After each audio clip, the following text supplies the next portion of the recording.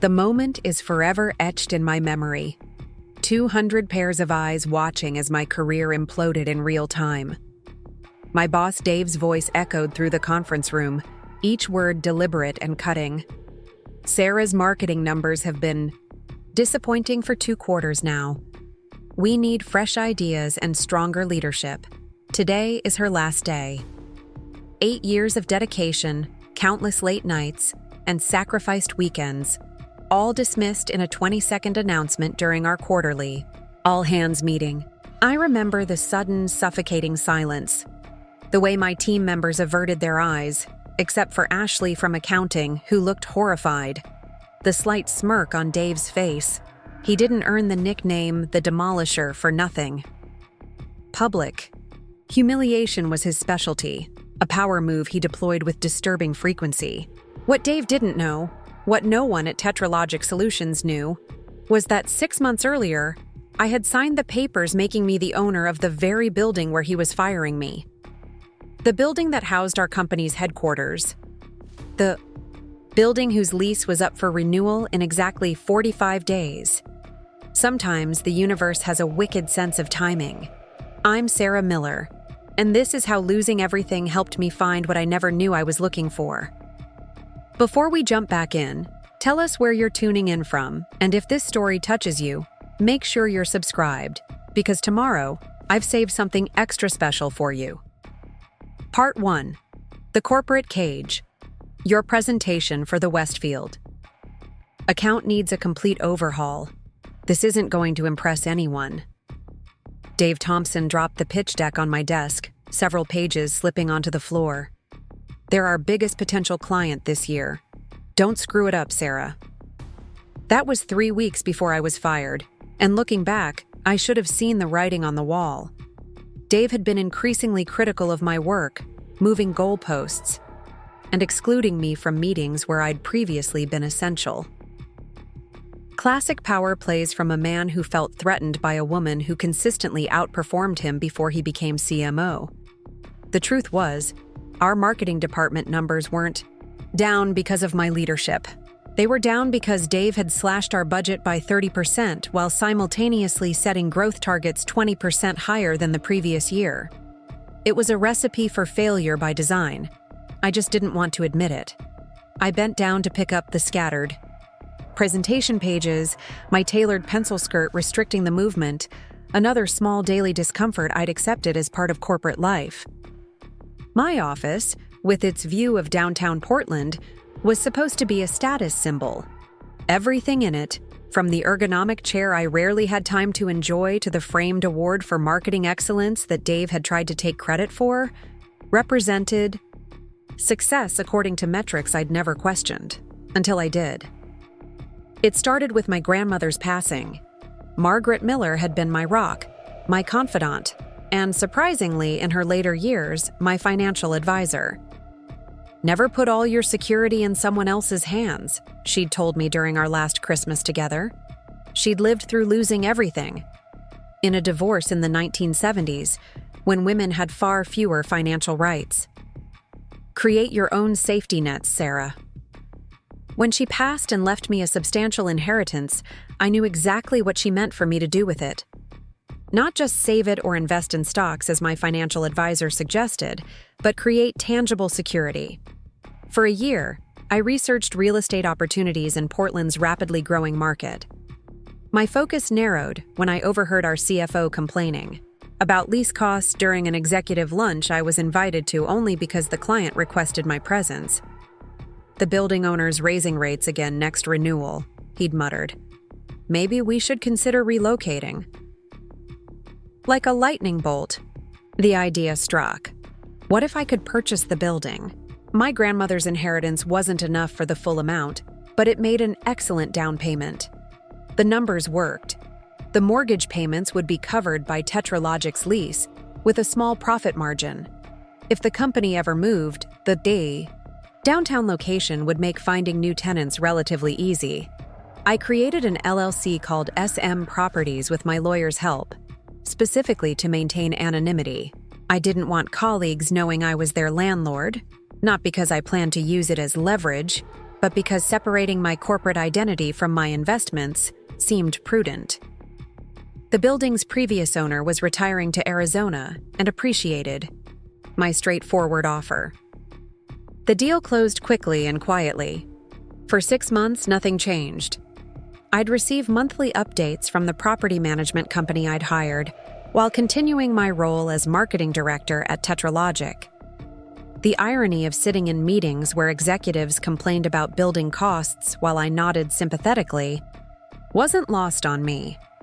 But I viewed the purchase as a safety net, not a power play.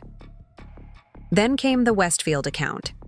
Our company desperately needed this client, and Dave had positioned himself to take full credit if we landed them. My team and I worked 14-hour days crafting a pitch that even our toughest internal critics called revolutionary. Everyone except Dave, who seemed determined to find flaws. "The whole strategy feels derivative," he said during our final review, despite the room's obvious enthusiasm. "But we're out of time. Let's hope they have lower standards than I do." I should have confronted him then, should have stood up for my team and our work. Instead, I did what I'd always done, smiled tightly, thanked him for his feedback, and promised to keep refining until the last minute. The corporate dance I'd perfected, appearing grateful for criticism while suppressing my actual thoughts. The Westfield presentation went brilliantly, until Dave interjected halfway through, contradicting points we'd aligned on during prep, suggesting alternative approaches we'd already tested and eliminated. The clients looked confused. The cohesive narrative we'd built fragmented under his interruptions. When they called 3 days later to say they were going in another direction, Dave summoned me to his office. "This is disappointing, Sarah," he said, leaning back in his chair with a faux sympathetic expression I'd seen precede many terminations. "Very disappointing." "Dave, you completely undermined the presentation strategy," I replied, finally finding my voice. "We had them engaged until you started contradicting everything we'd prepared." His expression hardened. "Blaming others for your failures isn't a good look. A true leader takes responsibility." He shuffled some papers on his desk. "Let's discuss this at next week's All Hands. I want to review the marketing department's quarterly performance with the full team." A warning bell sounded in my mind, but I ignored it. Surely he wouldn't. But of course he would. Dave believed public spectacle was the most effective form of management, both to punish the target and warn everyone else. I'd witnessed him fire 3 department heads during all-hands meetings over the past 2 years.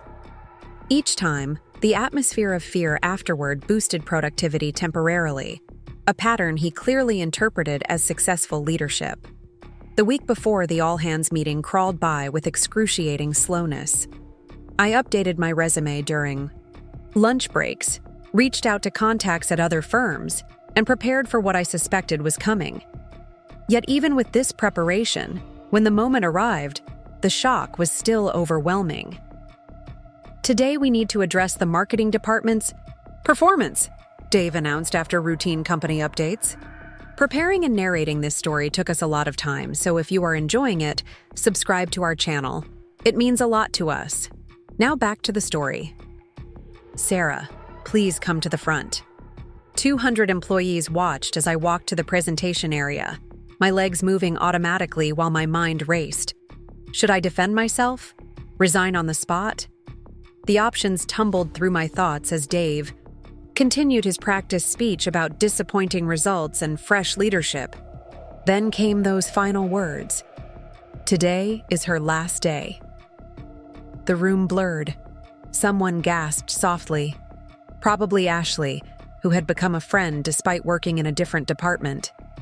I felt a strange dual reality, professional devastation alongside a sudden, unexpected lightness, as if someone had removed a heavy backpack I'd been carrying for years without realizing its weight.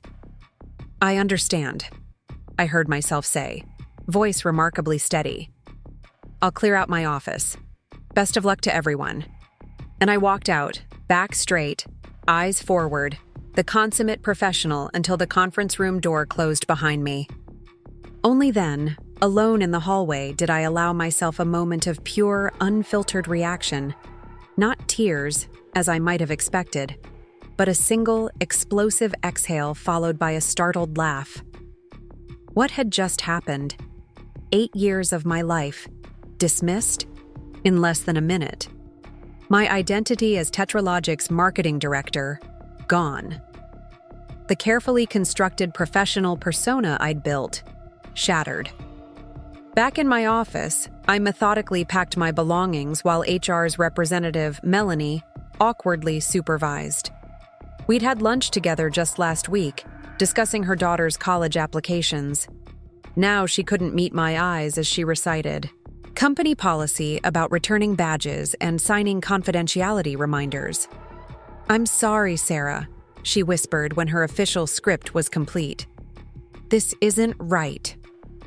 "Thank you," I replied, surprised by the genuine calm I felt. "But maybe it is."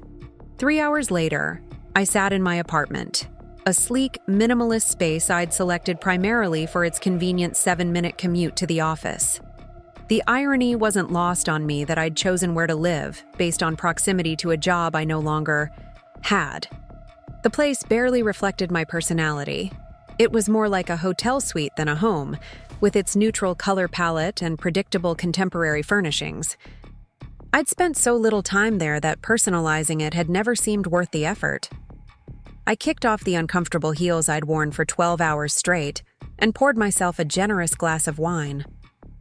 My phone buzzed continuously with messages from colleagues, expressions of shock, offers of references, invitations to commiserate over drinks. I appreciated their support, but needed solitude to process the day's events. Instead of scrolling through their messages, I called my property manager. "James, it's Sarah Miller. Quick question.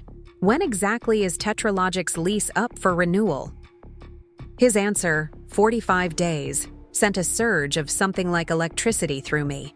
Not satisfaction exactly, not revenge, more like possibility. For the first time since walking out of that conference room, I felt something beyond numbness, a spark of creative energy. "Is there anything specific you want me to know about their renewal terms?" James asked. "Not yet," I replied, "but I'll be taking a more active role in this property going forward. Let's meet tomorrow to discuss options." That night, I slept more soundly than I had in years. No 2 a.m. anxiety jolts thinking about deadlines or client expectations. No reflexive reaching for my phone to check emails before my eyes were fully open. Just deep restorative sleep that left me waking naturally at 7:30 a.m., 2 hours later than my usual alarm. I made coffee and sat by the window, watching the city wake up. Portland in spring had a particular quality of light that I'd rarely taken time to notice, soft and pearlescent as it reflected off the dampened streets. People walked dogs, carried coffee cups, headed to work. The morning choreography I'd been too rushed to observe when I was part of it. My laptop sat unopened on the dining table. Normally by this hour, I would have responded to dozens of emails and mapped out my entire day in 15-minute increments. The absence of that pressure felt foreign, but increasingly welcome. Instead of diving into job listings or updating my LinkedIn profile, I opened a blank notebook. A beautiful leather-bound journal my grandmother had given me years ago that I'd never found time to use. Day 1, I wrote at the top of the first page. The day after everything changed. I began documenting everything, the facts of what happened, but more importantly, how I felt about it. The embarrassment of public firing, the relief of escaping, a toxic environment, the anxiety about financial security, tempered by knowing I had savings and income from the building, the strange excitement about having unstructured time for the first time in my adult life. On the second page, I made a list titled, "What I Actually Want." This question stumped me longer than I care to admit. What did I want? For years, my ambitions had been channeled exclusively through corporate achievement metrics: promotions, salary increases, larger teams to manage. I'd never stopped to consider whether those goals actually aligned with my deeper values or brought me genuine fulfillment. My phone rang, interrupting my reflection. It was Ashley from accounting. "Sarah, are you okay? I can't believe what happened yesterday. It was completely unfair." "I'm actually doing better than expected," I answered truthfully. Still, processing everything, but not falling apart. "Everyone's talking about it," she continued. "The marketing team is furious. 3 people already have meetings scheduled with recruiters." I felt a pang of concern for my former team. "They're talented. They'll land on their feet." "That's not all." Ashley lowered her voice. "You know I have access to the financial reports, right? The real reason marketing's numbers looked bad? Last quarter wasn't your department's performance. Dave deliberately reassigned some of your successful campaign revenues to his pet projects before presenting to the board." My hand tightened around the phone. "He did what?" "I probably shouldn't be telling you this," she continued, "but I've documented everything. It's unethical, possibly fraudulent. I'm considering reporting it to the board, but..." She trailed off. "But you're afraid you'll be next on Dave's chopping block," I finished for her. "Exactly." A pause. What should I do? It was a loaded question.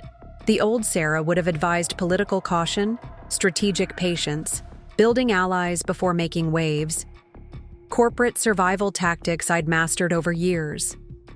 But something had shifted in me. Do what helps you sleep at night, Ashley.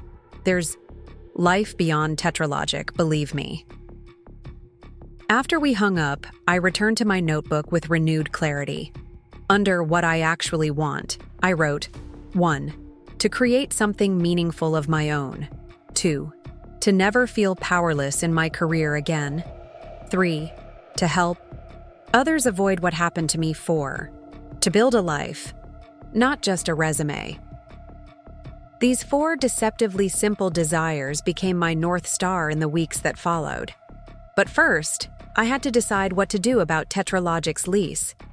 James, my property manager, arrived at my apartment that afternoon with the lease documents and renewal options. We spread them across my rarely used dining table as he explained the standard terms. Typically, we'd offer them the same terms with a 3.5% increase, he said. The market would support up to 8% given current downtown demand, but most landlords stay conservative to keep good tenants. I studied the papers, seeing them with new eyes. Not just as a revenue source, but as a leverage point at the precise moment when leverage had been stripped from me in every other professional context. "What if we increased it by 30%? I asked. James's eyebrows shot up. "That's aggressive. They'd likely start looking for alternative space immediately. And if they found another suitable location in downtown Portland within 45 days, what would that cost them?" He considered this. Moving expenses aside, they'd pay at least 40% more than their current rate for comparable square footage. The market's tight right now, but Sarah, pushing a 30% increase, is practically asking them to leave. I tapped my pen against the table, considering. What if that's not the only condition for renewal? What else did you have in mind? I took a deep breath. A public apology from the CMO for how I was terminated, delivered to the entire company. James stared at me, then let out a low whistle. Now I understand. This is personal. Yes and no, I replied, surprised by my own clarity. Yes, there's personal history, but it's also a business decision. They treated a valuable employee, me, unethically. Why would I want tenants who operate that way? Either they acknowledge their error and change their behavior, or they can find space elsewhere at higher market rates. Either way, I benefit. He nodded slowly. It's your building. I'll draft the renewal terms according to your specifications, but prepare yourself for them to leave. I'm prepared, I said. feeling the truth of those words settle in me. I'm already thinking about alternative uses for the space. That evening, as sunset painted my apartment in shades of amber I'd rarely been home early enough to appreciate, I pulled out a real estate magazine I'd picked up earlier that day. The commercial property section featured several buildings similar to mine that had been converted to more contemporary uses: co-working spaces, incubators for startups, mixed-use developments combining retail and offices. One profile particularly caught my attention: a former corporate headquarters transformed into a business center specifically for women entrepreneurs. The owner, a former executive who'd started the project after her own corporate exit, described how the space offered not just offices, but mentorship, networking, and essential support services that helped women-led businesses thrive. Something clicked as I read her story. The outline of a new path began to take shape, not just a reactive response to being fired, but a proactive vision for what might come next. I opened my journal and began sketching ideas, possible floor plans, services that could be offered. For the first time since leaving Tetralogic, I felt the familiar rush of creative energy that had once made me excellent at my job, but now it was channeled towards something entirely my own. My phone buzzed with a text from a former colleague. "You won't believe what happened today. Dave called an emergency department meeting to announce he's restructuring marketing. Everyone knows it's damage control because people are questioning your firing. Miss you. This place is falling apart without you." I set the phone down without responding. Tetralogic's internal drama no longer felt relevant to my emerging plans.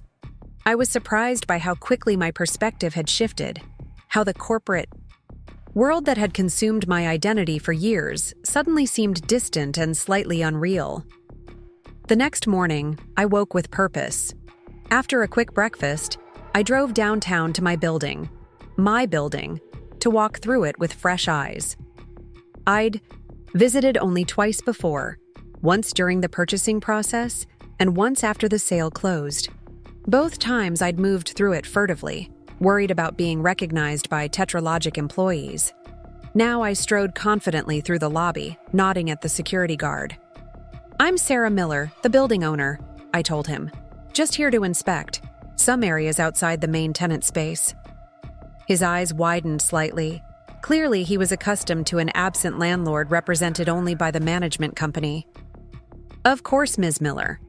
Let me know if you need anything." I explored areas I'd previously given little attention: the unused mezzanine level with its wall of windows, the small courtyard that had potential for events, the outdated but spacious lobby that could be transformed into a welcoming community space. Ideas flowed faster than I could document them in the notebook I'd brought along. As I turned a corner, I nearly collided with a familiar face: Melanie from HR, carrying a stack of folders. "Sarah!" she exclaimed, nearly dropping her documents. "What are you doing here? Did you forget something in your office?" "No," I smiled, making a split-second decision. "I'm actually here on business. I own the building." Her mouth literally dropped open. "You own the building? This building? Since when?" "About 6 months now.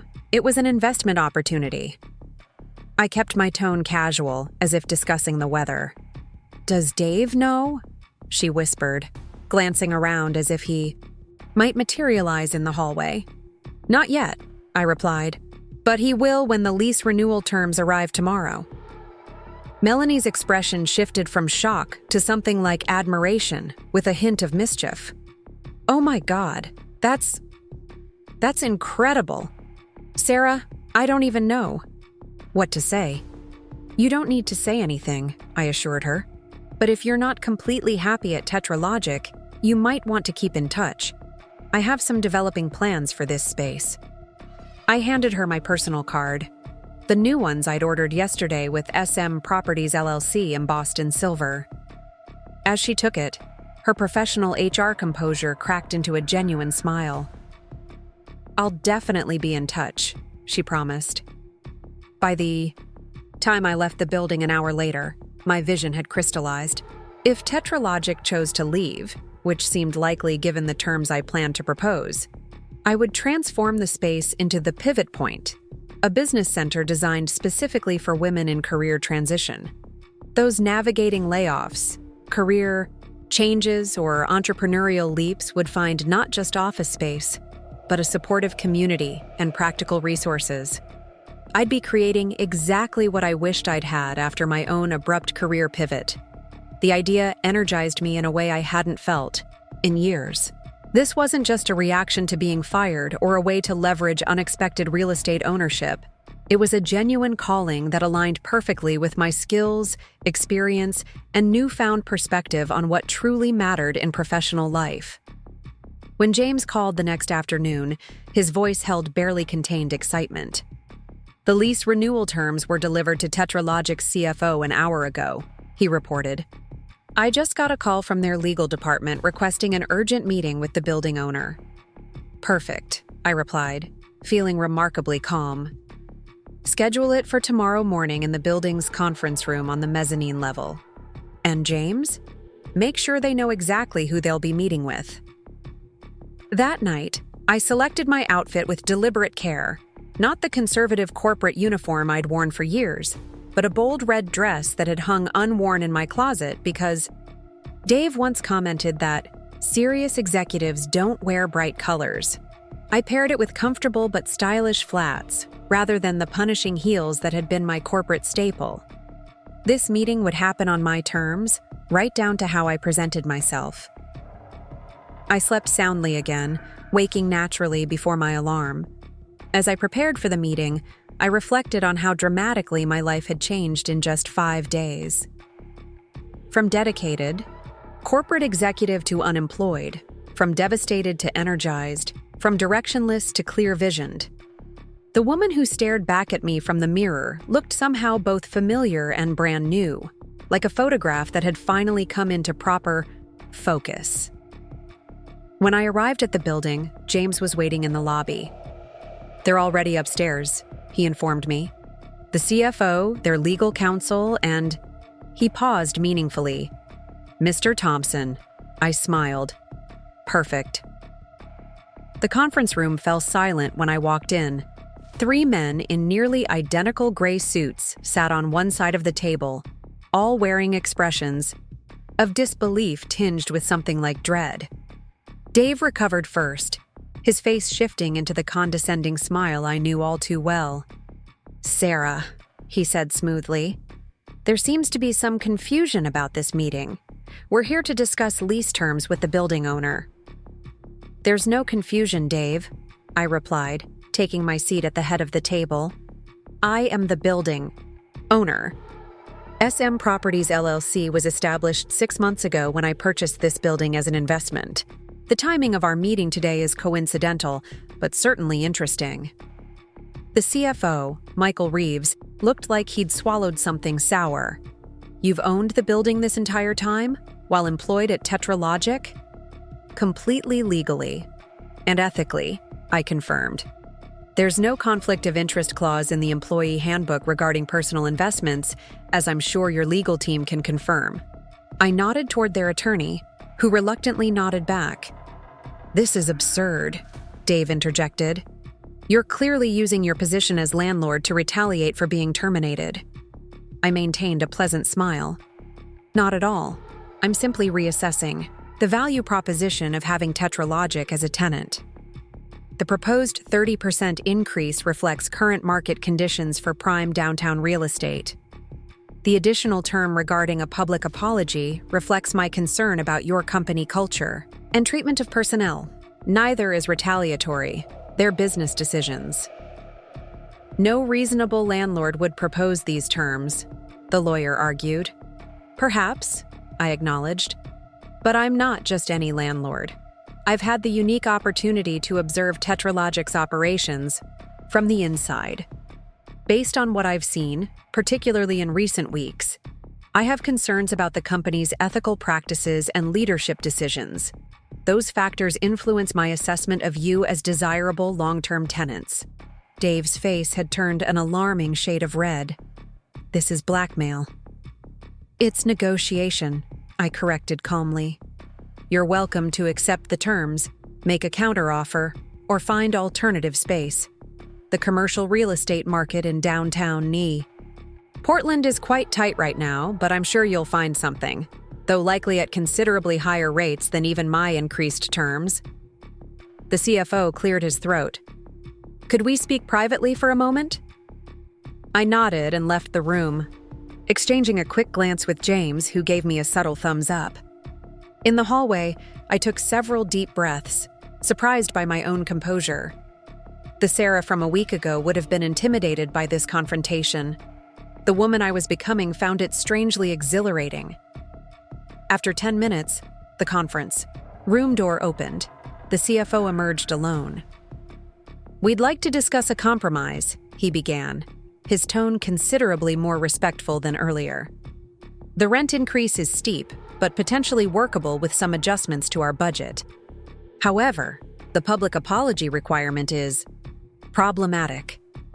I understand, I replied. That requirement wasn't added lightly.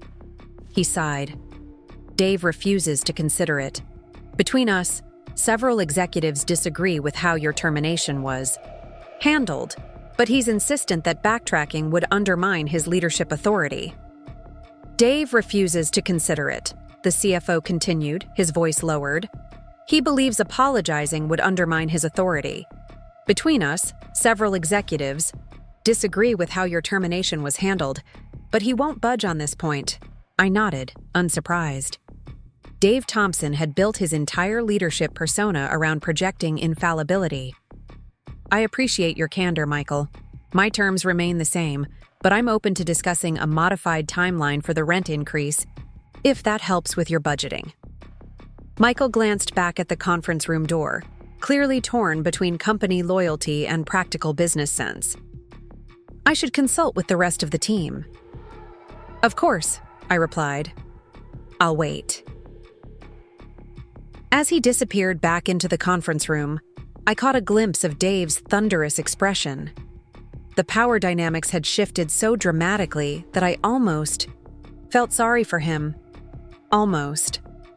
James approached silently and whispered, "How's it going?" "Exactly as expected," I replied. Dave's ego won't let him apologize, even though it would save the company significant money and disruption. 10 minutes stretched into 20. I could hear raised voices through the door, Dave's distinctive baritone cutting through most clearly. Finally, the door opened, and all three men emerged. The attorney spoke first, his tone professionally detached. "Ms. Miller, we appreciate your willingness to discuss the lease renewal. However, Tetralogic has decided to explore alternative locations rather than proceed under the proposed terms." I extended my hand. "I understand completely. I wish you luck finding suitable space in this market. Please have your facilities team coordinate with James regarding move-out procedures." Dave refused my handshake, brushing past with a muttered comment that sounded suspiciously like, "You'll regret this." The CFO, however, lingered after the others had left. "For what it's worth, I'm sorry about how things happened," he said, quietly.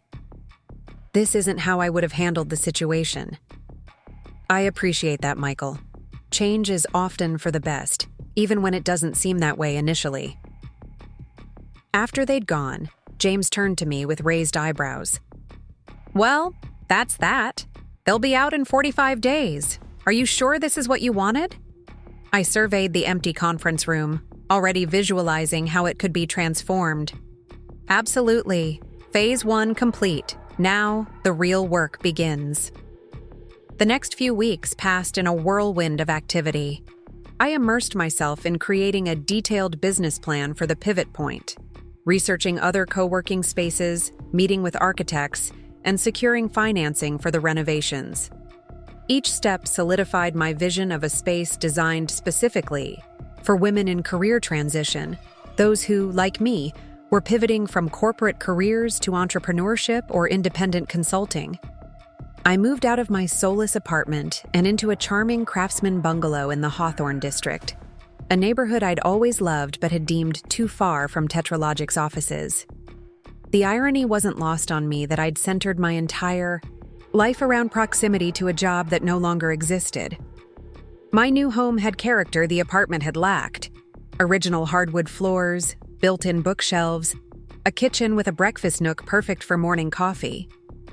For the first time in years, I took pleasure in creating a space that reflected who I was becoming rather than the corporate identity I'd shed. Meanwhile, Tetralogic's exodus from the building began. I received regular updates from James about their move-out progress, but deliberately kept my distance during the transition. This wasn't about watching Dave's discomfort. It was about moving forward with my own plans. Ashley from accounting called one evening as I was unpacking books in my new living room. "Sarah, you won't believe what's happening here. The company's in chaos. The new space they found is nowhere near ready. Costs are skyrocketing for the rushed renovations, and half the marketing team resigned this week." I set down the novel I'd been shelving. "I'm sorry to hear that. Are you doing okay?" "Actually, no," she confessed. "I submitted my resignation today. After seeing how Dave handled your situation, and now this disaster of a move, I'm done. But I'm terrified. I've never worked anywhere else." "Fear is normal when you're making a big change," I assured her. "But sometimes the universe has a way of pushing us toward better opportunities when we're afraid to jump ourselves." "That's actually why I'm calling," she said. "I heard a rumor that you're renovating the building for a new business venture. Something about a space for women in career transition. Is that true?" "News travels fast," I remarked. "Yes, it's called the Pivot Point. We're still in the planning stages, but—" "I want in," she interrupted. "Whatever you're building, I want to be part of it. I have accounting expertise, obviously, but I'm a quick learner and willing to do whatever's needed. Please, Sarah. I believe in you." Her words caught me off guard. In 8 years at Tetralogic, I'd rarely heard anyone express such direct faith in my abilities, certainly not the leadership team. The corporate culture rewarded competition over collaboration, criticism over encouragement. "Let's meet for coffee tomorrow," I suggested.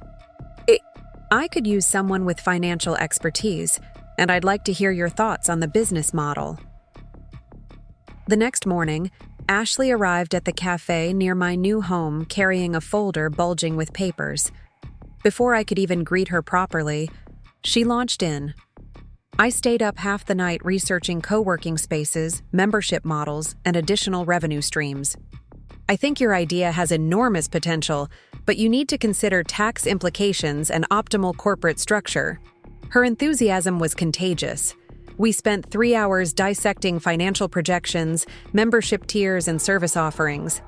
By the time we finished our third cup of coffee, Ashley had convinced me to expand my initial concept to include financial planning services specifically for women entrepreneurs, a perfect application of her accounting skills. "So, am I hired?" she asked finally, her professional confidence momentarily giving way to vulnerability. "Absolutely," I confirmed. "Welcome to the Pivot Point's founding team. We can't offer Tetralogic-level salaries yet, but—" "I don't care about that," she interrupted. "I want to build something meaningful, something that helps people like us." As she spoke, I realized we shared the same motivation, creating the support system we wished we'd had during our own career upheavals. With her analytical skills complementing my marketing and strategic background, we made a formidable team. The day Tetralogic officially vacated the building, I walked through the empty offices with Ashley and our architect, Jennifer. The space felt larger without the corporate cubicles and sterile conference rooms. Sunlight streamed through windows that had previously been blocked by filing cabinets and partitions. "It's perfect," Jennifer declared, sketching rapidly on her tablet. "We'll remove these interior walls to create an open collaborative area. Here. Private offices along the perimeter. The old executive suite would make an excellent workshop and event space." As she spoke, I noticed something on the floor near what had been Dave's corner office. A framed photograph, accidentally left behind in the move. I picked it up, expecting a corporate award or professional portrait. Instead, it was a candid shot of Dave receiving Manager of the Year at last year's holiday party, an award decided by executive vote rather than employee input. In the background, partially cropped out of the frame, I could see myself applauding politely despite knowing how many people in my department dreaded their one-on-one meetings with him. "Should we send this back to them?" Ashley asked, peering over my shoulder. I studied the photo for a moment longer, then gently set it on a windowsill. "I'll have James return it with their security deposit. Let's focus on creating something new here." Over the next 12 weeks, the building transformed. Walls came down, fresh paint went up, flexible furniture replaced rigid cubicles, and infrastructure was modernized. We created distinct zones for different working styles: quiet focus areas, collaborative spaces, comfortable lounges for informal meetings, and professional conference rooms for client presentations. The once sterile environment blossomed into a vibrant, welcoming space designed to inspire creativity and connection. Throughout the renovation, women began reaching out. Former colleagues from Tetralogic, friends of Ashley's, even Melanie from HR, who had finally quit 2 weeks after Tetralogic relocated. Each brought their own stories of corporate disillusionment, career uncertainty, and hunger for meaningful change. Each conversation confirmed that the pivot point wasn't just a business opportunity, but a genuine response to an unmet need. My grandmother's wisdom echoed in these interactions. She'd understood decades before I did that financial independence was about more than money. It was about creating options, building safety nets, and ultimately, the freedom to align your work with your values. 2 days before our scheduled opening, I received an unexpected email from Tetralogic's CFO, Michael. "Sarah, I wanted to let you know that I've resigned from Tetralogic, effective immediately. The company's culture has deteriorated further since the move, and I can no longer support leadership decisions I find ethically questionable. I've heard about your new venture and would value the opportunity to discuss potential collaboration. Your vision for the pivot point resonates with changes I've been contemplating in my own career." I read the message twice, struck by how dramatically fortunes had shifted in just a few months. The same executive who had sat across from me in tense lease negotiations was now seeking my guidance. Life had a fascinating way of reshuffling the deck when you least expected it. Opening day arrived with unexpected fanfare. A local business reporter, intrigued by the story of a fired executive who owned her company's building, had written a feature about the pivot point that went viral in Portland's professional circles. By 9 a.m., our lobby was filled with women, curious about membership options, potential collaborations, or simply interested in seeing the transformation for themselves. Ashley masterfully managed the financial inquiries while I conducted tours and explained our vision. By day's end, we had signed 27 founding members and scheduled consultations with 15 more. As I locked the front door that evening, exhausted but exhilarated, I felt a profound sense of rightness, as if every unexpected turn in my career had been leading precisely here. That night, I sat in my garden with a glass of wine, reflecting on the journey. 3 months ago, I'd been devastated by a public firing designed to humiliate me. Today, I'd launched a business that would help others navigate similar professional wounds with greater resilience and resources than I'd had. My phone buzzed with a text from Ashley. "Just crunched today's numbers. We exceeded first-month projections in a single day. We're going to need more office space soon. Get some rest, boss lady. Tomorrow's going to be even bigger." I smiled at her enthusiasm, but her final 2 words caught my attention. Boss lady. After years of answering to others, I was now creating the culture, setting the tone, and establishing the values that would shape not just my work life, but potentially hundreds of others. The responsibility was enormous, but unlike the weight of corporate expectations, this burden felt purposeful. The pivot point quickly became a hub for women reinventing their professional identities. Our membership grew steadily, with many referrals, coming from existing members who had found community and support during their own transitions. We added programming based on member needs, workshops on negotiation tactics, personal branding, financial planning for entrepreneurs, technical skill development, and networking events that emphasized authentic connection over transactional. Card exchanges. 6 months after opening, I received another unexpected email.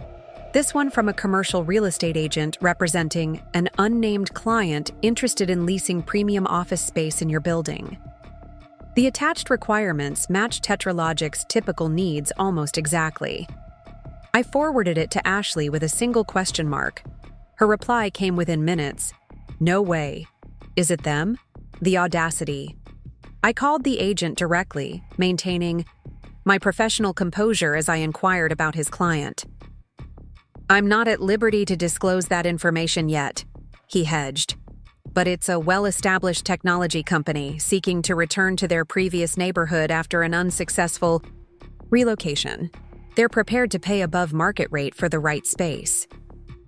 I appreciate their interest, I replied carefully. But our building is fully occupied with the Pivot Point and its member businesses. Please let your client know that I wish them well in their search. After hanging up, I sat at my desk, momentarily stunned by the cosmic irony. Tetralogic, almost certainly driven by Dave's ego, was trying to return to the very building they'd abandoned rather than meet my terms months ago. The validation was sweet, but ultimately unnecessary. The Pivot Point had already proven itself, far more valuable than any corporate tenant could be, not just financially, but in its impact on the women who found new professional paths within its walls. Among these success stories was Melanie, the former HR representative who had awkwardly supervised my exit from Tetralogic. She had joined the Pivot Point 3 months after our opening, initially unsure of her direction after 15 years in corporate human resources. I never realized how much I'd internalized toxic workplace norms, she confessed during one of our member brunches. I spent years enforcing policies I didn't believe in because I thought that's what professionalism required. With mentorship from other members, Melanie had launched a consulting practice helping companies create genuinely supportive HR policies. Her insider knowledge of dysfunctional corporate cultures proved invaluable to startups wanting to build healthier environments from the ground up. One afternoon, as I was meeting with Jennifer about expanding into the building's previously unused basement level, Ashley burst into my office without knocking, something she did only in cases of emergency or exceptional news. "You need to see this," she announced, thrusting her tablet toward me. The screen displayed a business news article with a headline that made my heart skip. Tetralogic Solutions Files for Chapter 11, Bankruptcy Protection. I quickly scanned the article, which detailed the company's unexpected financial difficulties following a costly relocation and leadership challenges resulting in significant talent exodus. Dave was quoted defending his decisions and blaming market conditions, but the subtext was clear. His leadership had driven the company into the ground. "Are you okay?" Ashley asked, watching my face carefully. I considered the question, surprised by my own emotional response. Not satisfaction or vindication, as I might have expected, but a complex mixture of sadness for former colleagues caught in the fallout and gratitude for my own fortunate escape. "I'm fine," I assured her, "but we should reach out to our contacts still at Tetralogic. Some of them might need our support navigating their next steps." She nodded approvingly. "Already on it. I've compiled a list of former colleagues who might be affected. We could offer them a free month of membership and priority access to our career transition workshops." Her thoughtfulness reminded me why the Pivot Point was succeeding. We genuinely cared about the community we were building. This wasn't just a business. It was a mission born from our own experiences. The fallout from Tetralogic's bankruptcy brought a wave of new members to the Pivot Point, including several of my former team members who'd remained with the company after my departure. Each arrival carried stories of worsening conditions after the relocation, cost-cutting measures that eroded morale, increasing pressure to meet unrealistic targets, and Dave's increasingly erratic leadership as financial problems mounted. Particularly, telling was the account from Rebecca, my former creative director. After you left, marketing decisions became increasingly bizarre. Dave insisted we pivot our entire strategy to chase trends without research. When the results tanked, he blamed the team. The day the bankruptcy was announced, he called an all-hands meeting, just like when he fired you.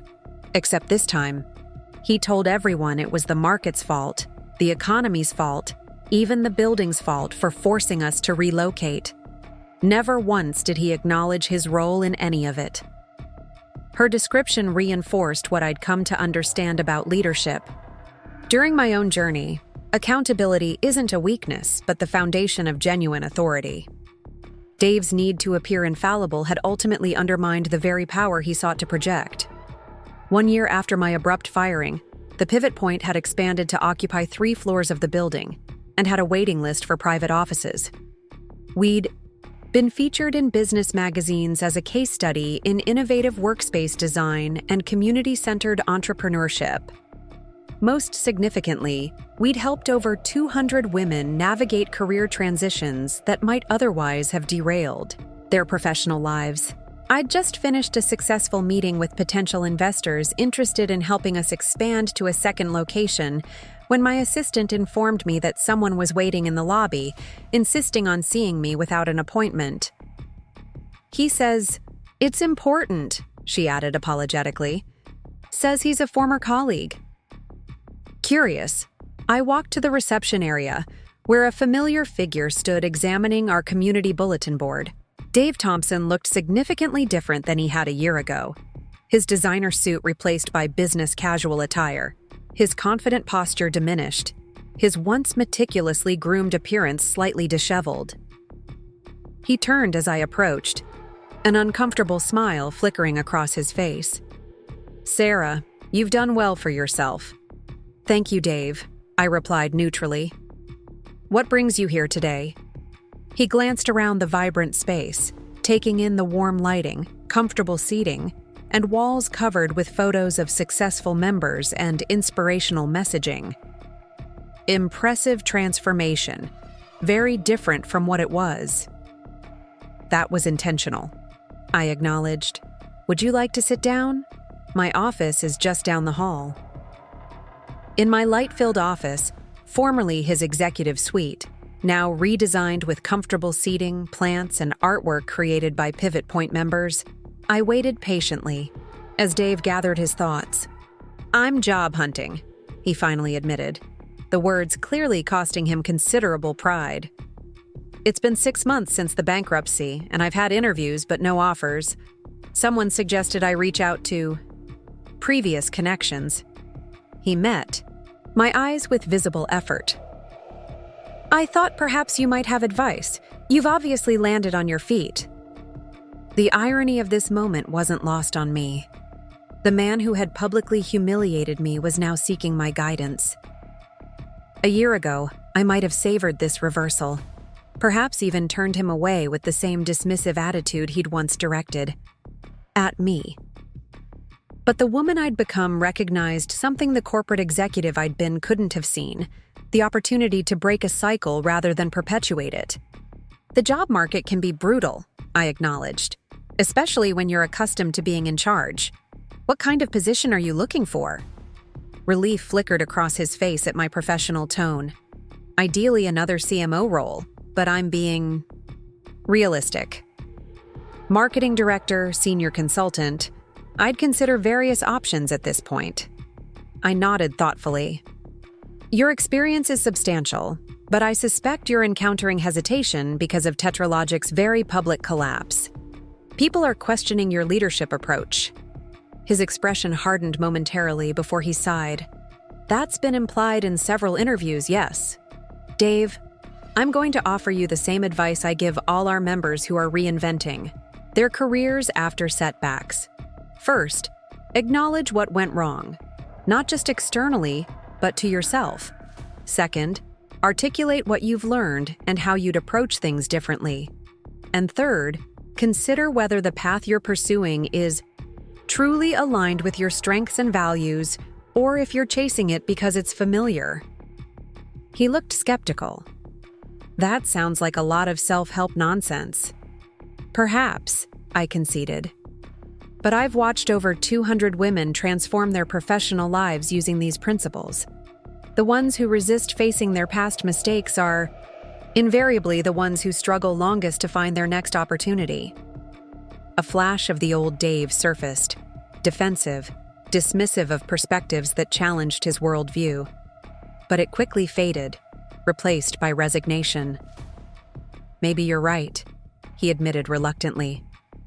Things went wrong at Tetralogic long before the bankruptcy. I didn't handle certain situations well.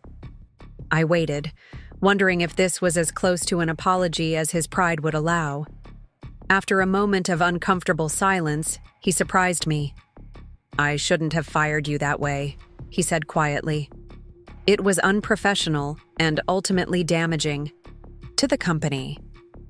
The marketing team never recovered from losing your leadership. That's the truth I've been avoiding in interviews. The admission hung in the air between us, not quite the public apology I'd once demanded, but meaningful nonetheless. I recognized how difficult these words must have been for someone who had built his identity around never admitting error. Thank you for saying that, Dave. It means a lot, even now. He nodded awkwardly. So, do you have any practical suggestions or contacts who might be hiring? I considered his request carefully. The easy answer would be no. Why should I help? Someone who had treated me so poorly? But the pivot point existed precisely to help people navigate career transitions, even difficult ones, even for imperfect people still learning hard lessons. We have a career strategy workshop tomorrow evening, I offered. It's specifically designed for executives repositioning themselves after setbacks. You'd be welcome to attend as my guest. And yes, I have some contacts who might be interested. In your experience, with the understanding that you're working on evolving your leadership approach. The surprise on his face indicated he'd expected rejection. I appreciate that, Sarah. Genuinely. After he left, I stood at my office window overlooking the bustling community space below. Members collaborated in small groups, mentorship, meetings unfolded in comfortable corners, and a workshop on financial independence for entrepreneurs was just getting started in the main event space. The energy was palpable, creativity, determination, mutual support flowing through spaces once defined by hierarchy and competition. Had I made the right decision offering Dave a chance at redemption? I wasn't entirely sure, but I knew the choice, aligned with the values at the heart of the pivot point. That career transitions, however they begin, offer opportunities for growth and genuine change. My phone buzzed with a message from Ashley. Expansion plans for the second location are ready for your review. Also, that reporter from Business Monthly wants to schedule your interview for their Women Redefining Success cover story. Your calendar is packed tomorrow. When can I schedule these? I smiled, typing back. Let's meet about the expansion plans over breakfast tomorrow, and tell the reporter I can do Thursday afternoon. Also, add one more for tomorrow's executive workshop. An unexpected participant. She responded immediately with her trademark efficiency. Breakfast meeting confirmed, reporter scheduled, added the extra participant. Anything else, boss lady? That's all for now. Just taking a moment to appreciate how far we've come. I glanced once more at the vibrant community below, then at the small framed quote on my desk, words my grandmother had written to me in her final letter. Sometimes the best view comes after the hardest climb. The climb had indeed been challenging, from corporate conformity to entrepreneurial vision, from public humiliation to purposeful leadership. But the view? The view had proven worth every difficult step. 6 months after opening the pivot point, I received an email that nearly made me spill my morning coffee. The message came from a commercial real estate agent representing An unnamed client interested in premium office space in your building. As I read through their requirements, a chill ran down my spine. The specifications matched Tetralogic's needs almost exactly. The square footage, the number of private offices, even the preference for the fourth floor where their executive suite had once been located. This couldn't be coincidence. I forwarded the message to Ashley with a single question mark. Her response arrived within minutes. They cannot be serious. After everything that happened? Please tell me you're not considering this. I wasn't, of course. The pivot point had flourished beyond our most ambitious projections. Every floor was now filled with women building new careers, launching businesses, and supporting each other through professional transformations. We had a waiting list for private offices and had started offering virtual memberships to expand our reach. The last thing we needed was to displace our thriving community for a corporate tenant, especially that corporate tenant. I crafted a polite but firm response to the real estate agent, explaining that our space was fully committed to the Pivot Point's members. I added that I wished their client success in finding suitable accommodations elsewhere, resisting the temptation to add preferably in another city entirely. Minutes after sending the email, my phone rang with an unknown number. Against my better judgment, I answered. Sarah Miller. My voice was calm, professional, the tone I'd cultivated since launching the Pivot Point. Sarah, it's Michael Chen. The former CFO of Tetralogic sounded uncomfortable. I believe you just received an inquiry about office space from a real estate agent. I leaned back in my chair, suddenly understanding. That was from you? A heavy sigh came through the line. Not exactly. It's complicated. Could we meet for coffee? There are some developments you should be aware of. Curiosity won over caution. The cafe across from my building, 30 minutes. When I arrived at the cafe, Michael was already seated in a corner booth, nervously rotating a mug between his palms.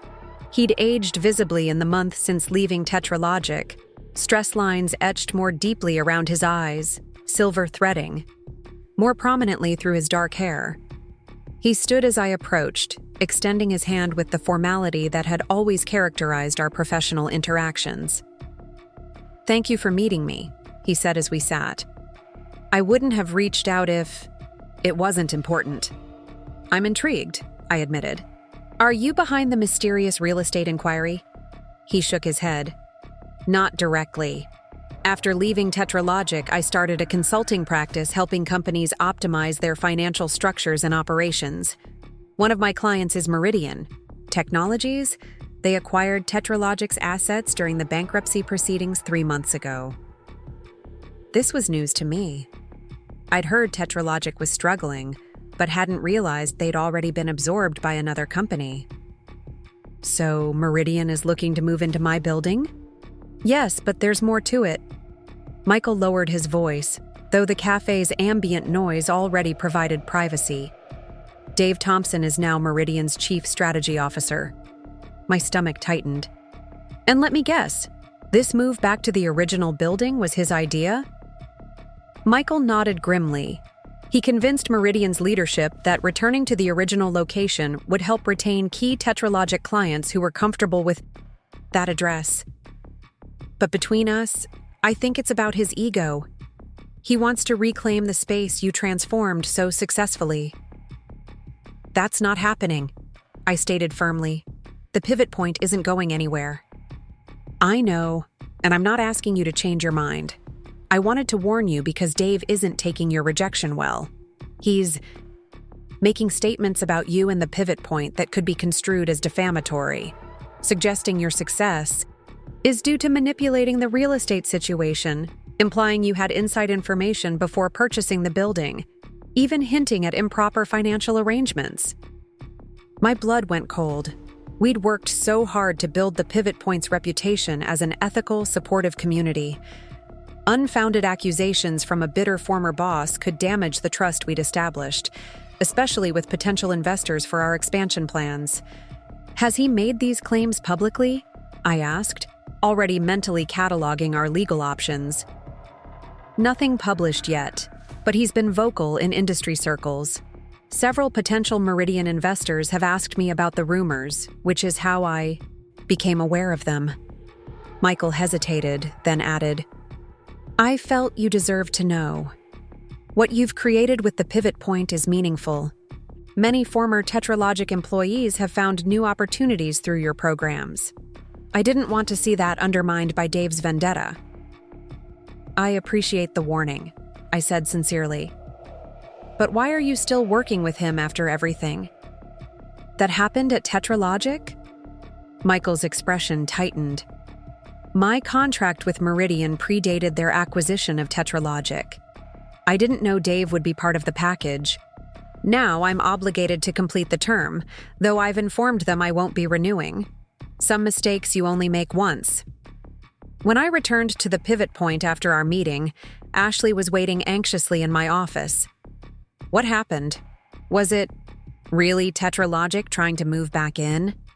I explained what Michael had told me, watching her expression shift from disbelief to indignation as I recounted Dave's rumors. That's outrageous, she fumed. Your purchase of the building was completely legitimate. You didn't even know you'd be fired when you bought it. We should sue him for defamation. Let's not react hastily, I cautioned. Legal battles drain energy and resources we need for growing the pivot point. Besides, a lawsuit would only give his accusations more visibility. So we just let him spread lies about us? Her frustration was understandable. She'd become fiercely protective of what we'd built together. Not at all. We respond by being more transparent than ever about our founding story and business practices. We've always been honest about how the pivot point started. It's part of our appeal. Let's lean into that narrative rather than appearing defensive. That evening, I drafted a press release announcing the pivot point's first-year achievements and upcoming expansion plans. I included our origin story, framing it as an inspirational journey from corporate setback to innovative enterprise. Without mentioning Dave or Tetralogic by name, I provided clear timelines that would refute any allegations of impropriety.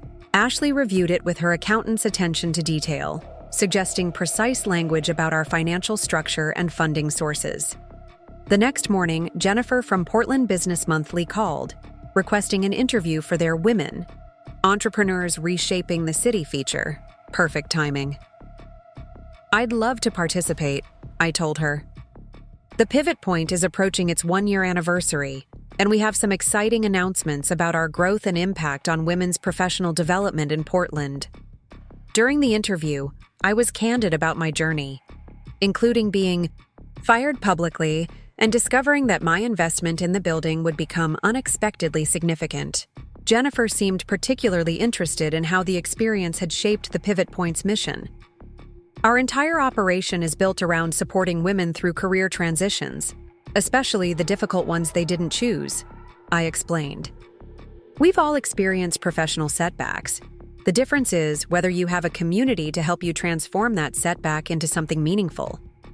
And what would you say to critics who suggest your success stems from leveraging the building ownership against your former employer?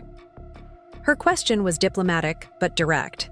Clearly, Dave's rumors had already reached journalistic circles. I met her gaze steadily. I'd invite them to speak with any of the 300 women who've found new professional paths through the pivot point.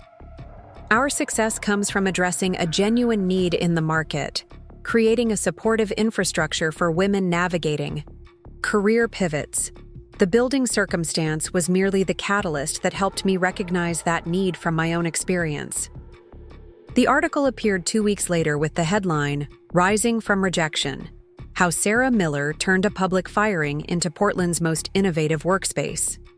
The piece detailed the pivot point's rapid growth, featuring testimonials from members who had successfully relaunched their careers after corporate exits.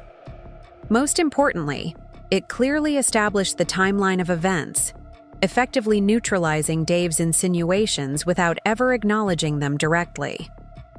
The morning the article published, I arrived at the pivot point to find flowers in the lobby, a lush arrangement of resilient plants rather than fragile blooms. The card read simply, "Truth prevails. Thank you for creating a space where women like me can reinvent ourselves. Melanie. Melanie had become one of our most successful members, building a human resources consulting practice, specifically helping companies create healthier workplace cultures. She'd been instrumental in developing our ethical leadership workshop series, drawing on her firsthand experience with toxic corporate environments to help others avoid similar pitfalls. As I carried the flowers to my office, I passed our community wall, a vibrant collage of photos, testimonials, and milestone announcements from Pivot Point members. New additions appeared almost daily, Catherine landing her first major client.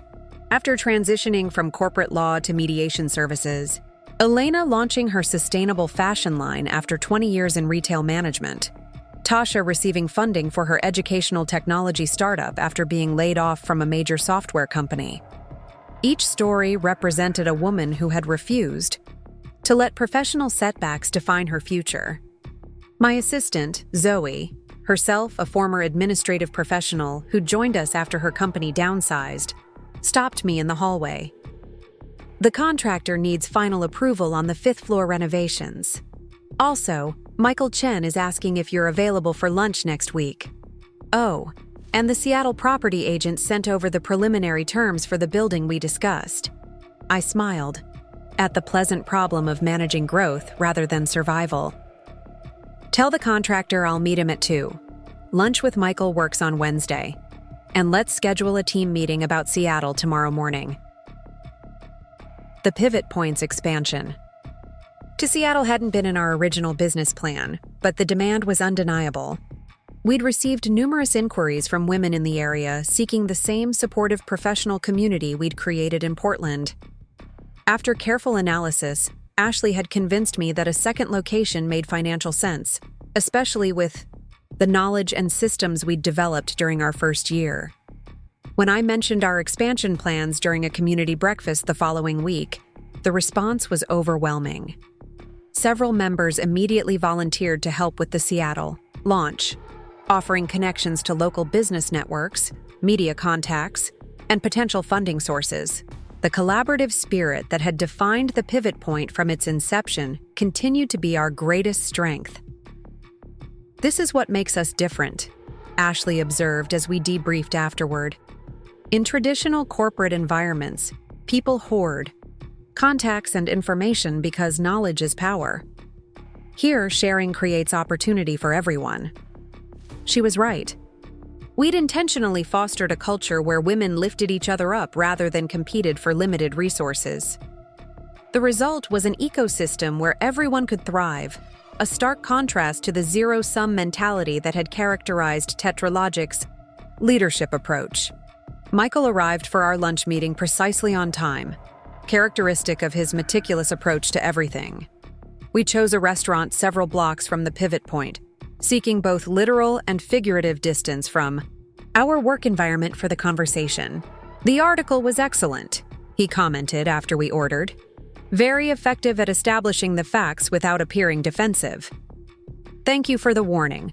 Being prepared made a significant difference in how we responded. I studied him, curiously. But I don't think you invited me to lunch just to discuss public relations strategy. He smiled slightly. Perceptive as always. No, I wanted to discuss a different matter entirely. He slid a folder across the table. I'm launching a new venture focused on ethical corporate restructuring, helping troubled companies rebuild, with transparent governance and employee-centered policies. I'd like to partner with the Pivot Point on leadership development programming. I raised an eyebrow. Interesting pivot yourself. What prompted this direction? Watching Tetralogic's collapse was illuminating, he admitted. The company had fundamental structural problems long before the bankruptcy. Aggressive growth targets that incentivized short-term thinking, compensation systems that rewarded political maneuvering over performance, leadership selection based on confidence rather than competence. He paused. I was complicit in maintaining those systems because they were industry standard. It took seeing the human cost, talented people like you discarded for political reasons, to recognize how deeply flawed that approach is.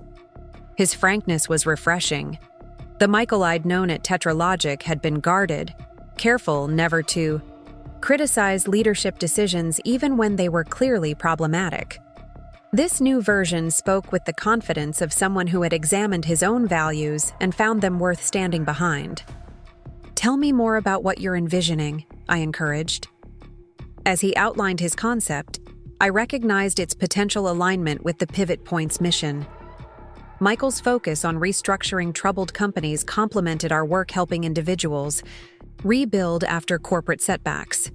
A strategic partnership could expand our impact while providing our members access to corporate transformation projects, valuable opportunities for women establishing consulting practices or seeking executive roles. By the time dessert arrived, we had sketched the framework for a collaborative program combining his corporate restructuring expertise with our leadership development curriculum. The Phoenix Initiative, we tentatively named it, helping both companies and professionals rise renewed from the ashes of failure. "One more thing," Michael said as we prepared to leave. "Dave's position at Meridian is becoming precarious. His integration of Tetralogic's assets hasn't gone as smoothly as promised, and several key clients have departed. The board is questioning his leadership approach, especially after a recent incident where he publicly berated a team member during a client presentation." I wasn't surprised. Dave's reliance on intimidation had temporarily boosted productivity at Tetralogic, but ultimately created a culture of fear that collapsed under pressure. Some leadership lessons could only be learned through painful experience. Mine had come from being fired. His might come from being fired. "I'd appreciate updates if the situation changes," I told Michael. Not out of vindictiveness, but because several former Tetralogic employees now work with us. They've been anxious about Dave's influence at Meridian affecting their professional reputations. "Of course," he agreed. "Though between us, I don't think his position will last beyond the quarter." Michael's prediction proved accurate. 3 weeks later, Meridian Technologies announced a strategic leadership reorganization that notably omitted Dave Thompson from the executive roster. The press release cited alignment of leadership philosophy with company values as the primary reason for the change. I received the news from Melanie, who still maintained connections with former colleagues now at Meridian. "Apparently he pulled his usual intimidation tactics during a board meeting," she reported, unable to completely hide her satisfaction. Only this time, the CEO called him out on it directly. When Dave doubled down rather than acknowledging the issue, they asked for his resignation on the spot. The irony wasn't lost on me. Dave had refused to apologize for his treatment of employees at Tetralogic, including me, insisting that acknowledging error would undermine his authority. That same rigidity had ultimately cost him the position at Meridian that might have rehabilitated his career. "How are you feeling about this?" Melanie asked, studying me carefully. "Vindicated?" I considered her question seriously. "Not vindicated exactly. More. Reassured that patterns eventually reveal themselves. Dave's leadership approach had fundamental flaws that couldn't be sustained long-term. The same is true for any of us when we cling to behaviors that don't serve our deeper values." "Very diplomatic," she observed with a smile. "You've come a long way from the marketing director who used to apologize for having opinions in executive meetings." Her observation startled me, partly because it was accurate, and partly because I'd forgotten that earlier version of myself existed. The woman who had carefully modulated her voice to avoid sounding emotional in meetings, who had worked through pneumonia rather than appear uncommitted, who had accepted criticism without question because challenging it might be perceived as difficult. That Sarah seemed like a distant relative now, someone I recognized but no longer fully understood. The pivot point changed me as much as it changed anyone else, I acknowledged. Building something aligned with my values showed me how much energy I'd wasted trying to succeed in environments that weren't. Later that week, during our monthly strategy session, Ashley and I reviewed applications for the Pivot Point's leadership development program. a competitive 6-month experience we'd created for women transitioning into executive roles. Among the impressive stack of candidates was a name that made me pause. Linda Thompson. "Any relation to Dave?" Ashley asked, noticing my hesitation. "His ex-wife, if I recall correctly. They divorced about 2 years before I left Tetralogic." I remembered Linda vaguely from company events, a gracious woman who had seemed oddly muted beside Dave's domineering personality. Office gossip had attributed their divorce to his workaholism, though I'd always suspected there was more to the story. Her application was compelling. After 20 years supporting her husband's career through multiple relocations, she'd found herself starting over at 45 with limited recent work experience but significant volunteer leadership roles. Her personal statement described the challenge of reclaiming professional identity after years of defining herself primarily through her marriage. "Her experience directly aligns with our mission," I noted, "helping women navigate unexpected career transitions. But I'm concerned about potential complications given our history with Dave." Ashley reviewed the application again. Her qualifications are strong, her references are excellent, and her personal journey would resonate with many of our members. Do we really want to hold her connection to Dave against her? She was right, of course. If the pivot point stood for anything, it was the belief that women deserved the opportunity to define themselves by their own abilities rather than their relationships or past setbacks. Rejecting Linda's application because of her ex-husband would contradict our core values. Let's interview her, I decided. If she's qualified and there aren't any concerns about confidentiality or conflicts, her connection to Dave shouldn't be disqualifying. Linda arrived for her interview precisely on time, dressed in a professional but understated manner that contrasted sharply with the power suits and statement jewelry Dave had favored. Her handshake was firm, her smile genuine if slightly nervous. "Thank you for considering my application," she began once we were seated in the conference room. "I've followed the Pivot Point's development with great interest. Your mission resonates deeply with my own experience." As we discussed her background and aspirations, I was struck by her thoughtfulness and emotional intelligence, qualities I couldn't imagine Dave appreciating. She spoke candidly about the challenges of rebuilding her career after years focused on supporting her husband's ambitions and raising their children. "The divorce was actually liberating," she confided. "Difficult, certainly, but ultimately freeing. I'd spent so long accommodating someone else's dreams that I'd forgotten how to articulate my own." Halfway through our conversation, she addressed the elephant in the room. "I should acknowledge that my ex-husband is Dave Thompson, who I believe was your supervisor at Tetralogic. If that creates any awkwardness or concerns about my participation in the program, I completely understand." Her directness was refreshing. "I appreciate your transparency, Linda.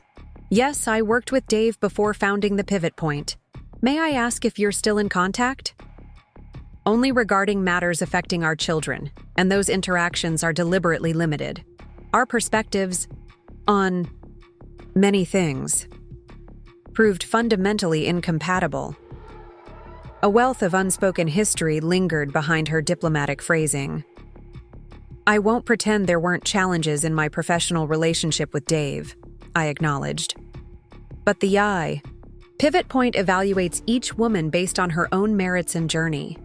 Your connection to him isn't relevant to your application unless you believe it would impact your participation in the program." Relief visibly washed over her. "Thank you. That's more understanding than I've encountered in several professional contexts where my last name created immediate assumptions." The interview continued smoothly after that, confirming my initial impression that Linda would not only benefit from the program, but contribute valuable perspective to other participants. When she left, Ashley and I agreed immediately to accept her application. "Life has a fascinating way of creating unexpected connections," Ashley observed. Who would have predicted that Dave Thompson's ex-wife would become part of the Pivot Point community? Who would have predicted any of this? I countered, gesturing to the vibrant space around us. A year ago, I was devastated by a public firing. Now we're expanding to Seattle, partnering with Michael on corporate transformation programming, and accepting Dave's ex-wife into our leadership development program. If someone had outlined this future to me then, I would have thought they were hallucinating. That evening, back in my craftsman bungalow, I sat in the garden my grandmother would have loved, reflecting on the twisting path that had led me here. The journal she'd given me years ago, now filled with entries documenting the Pivot Point's evolution, rested in my lap. I'd been reviewing early entries, struck by how raw the emotions had been immediately after my firing compared to the clarity and purpose I felt now.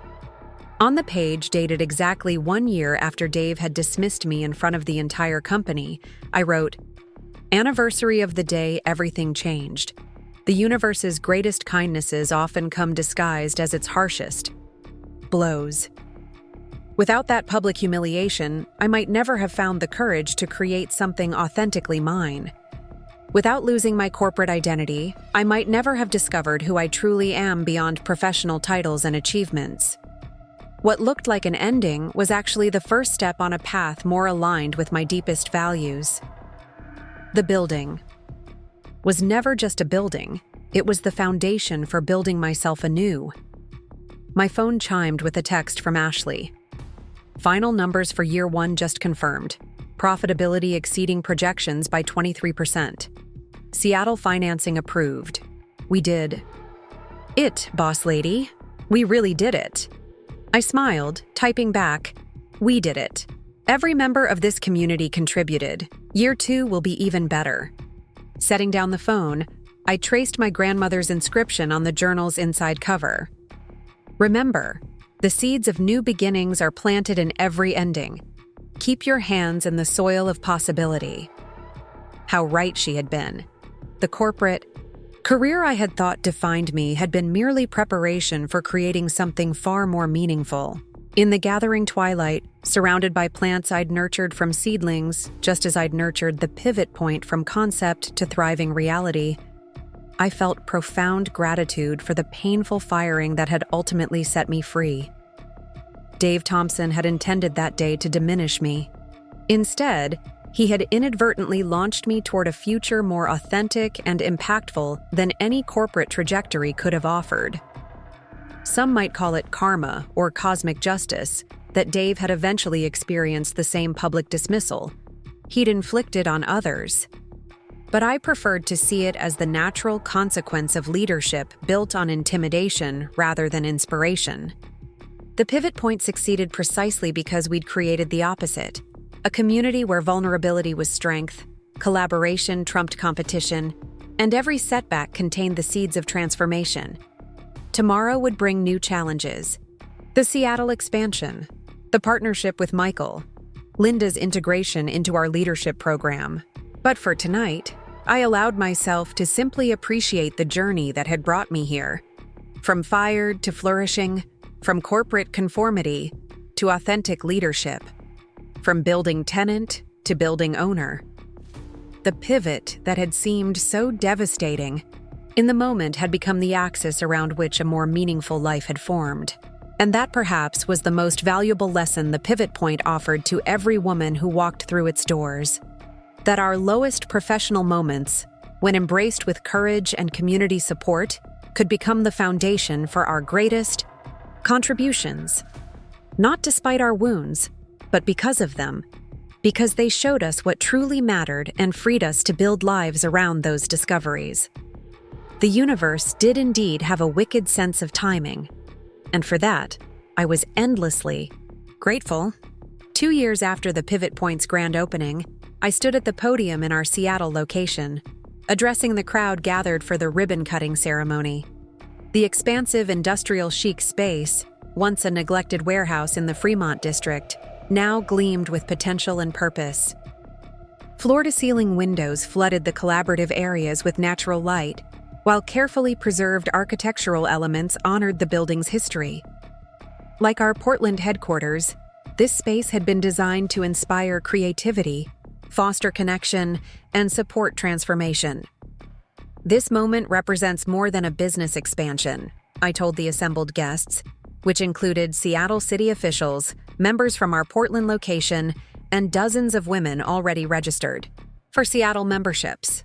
It embodies our fundamental belief that setbacks can become catalysts for profound growth when we have the right support systems in place. As I spoke, my gaze caught Ashley's in the front row.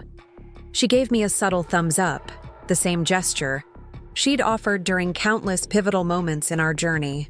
From our first coffee shop meeting where she'd pitched herself as my business partner to our most recent finance review, confirming that our growth trajectory remained sustainable, Ashley's steady presence had been invaluable.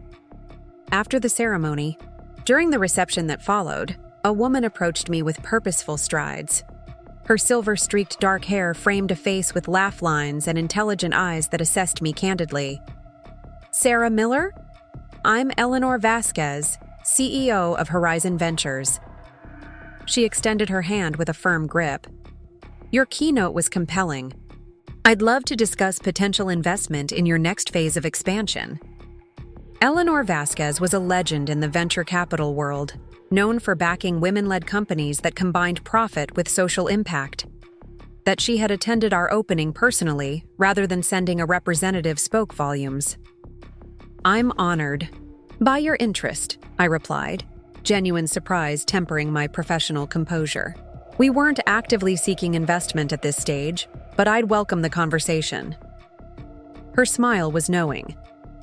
The best investment opportunities rarely come from those actively seeking them. "My card. Let's meet next week." As she moved on to network with other guests, Michael appeared at my side, offering a glass of sparkling water. "Was that Eleanor Vasquez?" he asked, eyebrows raised. "Impressive. Her fund has one of the highest success rates in the industry. Apparently, we're on her radar," I confirmed, still processing the encounter. "How are the Seattle corporate partners responding to our opening?" Michael had been instrumental in establishing relationships with progressive companies in the Bajau region, creating pathways for Pivot Point members to secure consulting contracts, board positions, and executive roles. His Phoenix initiative, now integrated with our programming, had evolved into a respected leadership model for ethical corporate transformation. "Enthusiastically," he assured me. 3 have already committed to sponsoring memberships for women in their leadership pipelines, and Microsoft is interested in hosting their Women's Leadership Summit in this space next quarter." The Seattle expansion represented more than geographic growth. It validated our model of creating supportive ecosystems for women navigating career transitions, proving the concept could thrive beyond the unique circumstances of our founding story. What had begun as my personal response to a painful professional rejection had evolved into a movement with implications far beyond my individual experience. Later that evening, after most guests had departed, I found a quiet moment to wander through the new space alone. Running my fingertips along the reclaimed wood tables in the collaboration zone, I marveled at how far we'd come from those first uncertain days following my termination at Tetralogic. The shock and humiliation that had initially consumed me now seemed like distant memories, emotional artifacts from another life. My phone buzzed with a text from Melanie. "Couldn't get away to Seattle, but watching the live stream. Beyond proud of what you've built. The workshop curriculum for corporate refugees is ready whenever you are." I smiled at her terminology. Corporate refugees had become our affectionate term for women who, like us, had escaped toxic workplace environments. Melanie's traumatic experience in Tetralogic's HR department had transformed into expertise she now used to help others heal from similar wounds. Her workshop series on recognizing and recovering from workplace trauma had waiting lists at both locations. "Perfect timing," I replied. "Let's launch it for the fall program. Seattle members are already asking for it." The next morning, I met Ashley for breakfast at a cafe near our hotel before heading to the airport. Her expression was uncharacteristically serious as she slid into the booth across from me. Eleanor Vasquez's assistant called at 6 a.m., she announced without preamble. They've expedited their due diligence process and have a preliminary investment. Proposal: $7 million for 20% equity, with additional performance-based funding available for further expansion. I nearly choked on my coffee. That's aggressive and extremely fast. That's Eleanor's reputation. When she sees something she wants, she moves decisively. Ashley placed a folder on the table. I've done preliminary analysis of what this would mean for our growth trajectory and governance structure. The numbers work, but there are philosophical considerations. I appreciated Ashley's precision.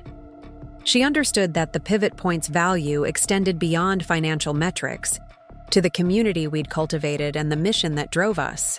Any investment partnership would need to honor both aspects. "What's your instinct?" I asked, knowing her financial acumen would be balanced with genuine concern for our members' well-being. She considered carefully. The capital would accelerate our expansion plans significantly. We could open Chicago and Austin within 18 months rather than our projected 3-year timeline. But rapid growth brings cultural risks. Eleanor's other investments suggest she respects founder vision, but we'd need explicit protections for our community-centered approach.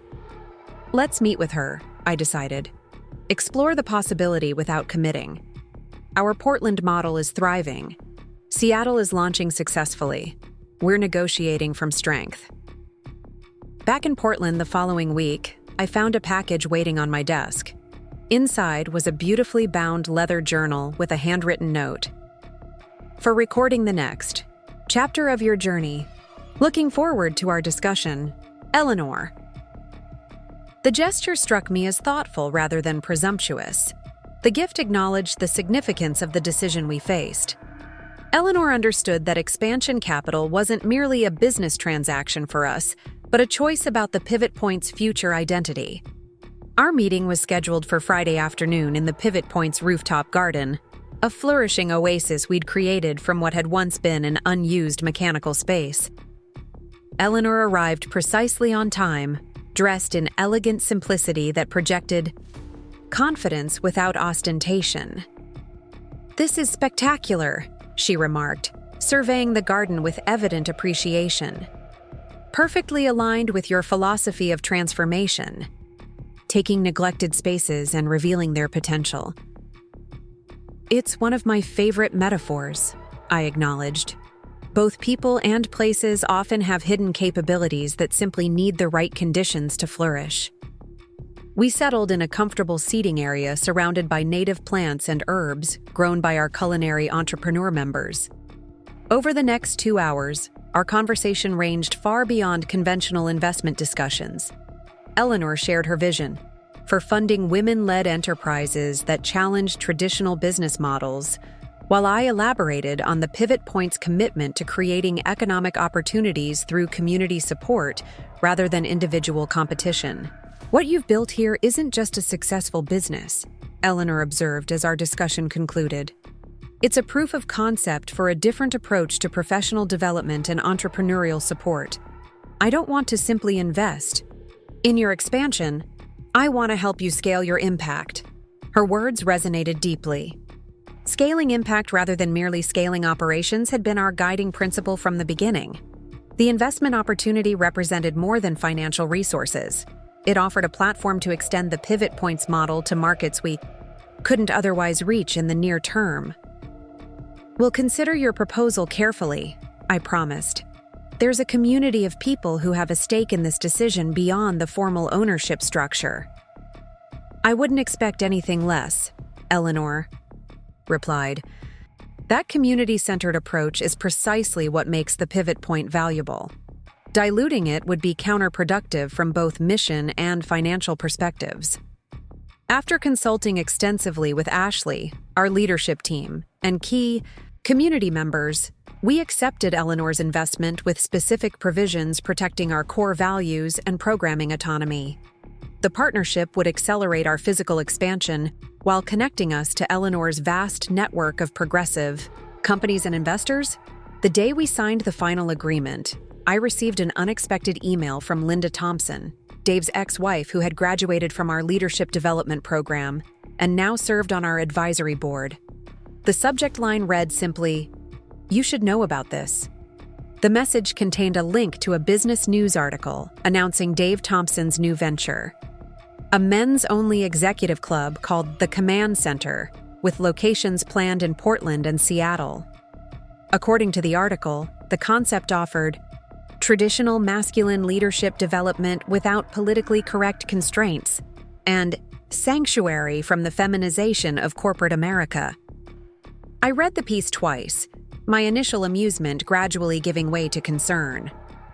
The venture's description included thinly veiled critiques of identity-focused professional spaces that prioritize feelings over results, an unmistakable reference to environments like the Pivot Point. Linda's message continued beneath the link. "He's positioning this explicitly as a counterpoint to what you've built. Just wanted you to be prepared for potential friction, especially as both organizations will be operating in the same cities." I forwarded the article to Ashley and Michael with a brief note. "Thoughts on this? Seems Dave has found a new project." Ashley responded first. "Imitation is the sincerest form of flattery, though I use the term imitation very loosely here. His approach sounds like a caricature of the toxic leadership culture that drove so many of our members out of traditional corporate environments in the first place." Michael's reply was more measured. "This strikes me as reaction rather than innovation. The command center appears to be defined by what it opposes rather than what it creates. That said, we should monitor the situation for potential reputation impacts, especially if he's actively positioning against the pivot point." Their responses reinforced what I already knew. Dave hadn't changed. He was still defining success through opposition and domination rather than creation and collaboration. The command center wasn't just a new business venture. It was his attempt to reassert the leadership philosophy that had ultimately contributed to Tetralogic's downfall. Rather than feeling threatened, I found myself oddly grateful. Dave's oppositional venture highlighted through contrast exactly what made the pivot point valuable. Our community thrived because we emphasized mutual support over competition, vulnerability as strength rather than weakness, and collaborative success rather than individual dominance. When the command center's Portland location opened 3 months later, in a glass and steel high-rise pointedly different from our renovated historic building, local business media inevitably drew comparisons between the two concepts. Several reporters requested interviews about the professional development rivalry emerging in the city. I declined these opportunities, recognizing that engaging directly would only amplify Dave's oppositional framing. Instead, we focused on advancing our expansion plans, launching our Chicago location ahead of schedule with tremendous community support. The Pivot Point's membership continued to grow organically through word of mouth and the visible success of our members. Privately, I wondered if Dave recognized the irony of his situation, that his attempt to counter the Pivot Point's success had actually reinforced our market position by creating a convenient contrast. The more aggressively masculine and hierarchical his messaging became, the more clearly our collaborative, supportive approach stood out as a distinctive alternative. 8 months after the command center's launch, I received another unexpected communication. This time, a request for coffee from Jason Martinez, who had briefly been Dave's deputy at the venture before departing abruptly. Curious about his perspective, I agreed to meet at a neutral location away from both our organizations. "Thank you for seeing me," Jason began, clearly uncomfortable. I wanted to share some concerns about statements being made at the command center that potentially impact the Pivot Point's reputation. "I appreciate the heads up," I replied carefully. "What specifically are you referring to?" He explained.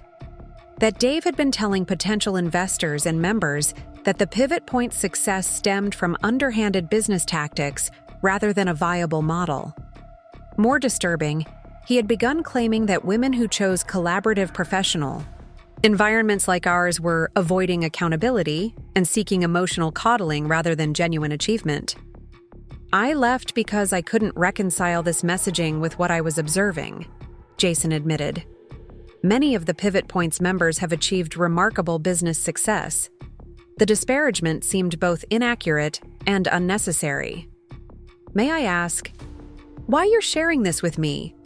I inquired, genuinely curious about his motivation. Professional integrity, he replied without hesitation. I joined the command center because I believe men benefit from dedicated professional development. Spaces, just as women do, but I don't believe that requires denigrating alternative approaches. Success doesn't have to be zero-sum. His perspective was refreshingly reasonable. I appreciate your candor. While I'm not surprised by Dave's tactics, having documentation of specific claims could be valuable if legal intervention becomes necessary.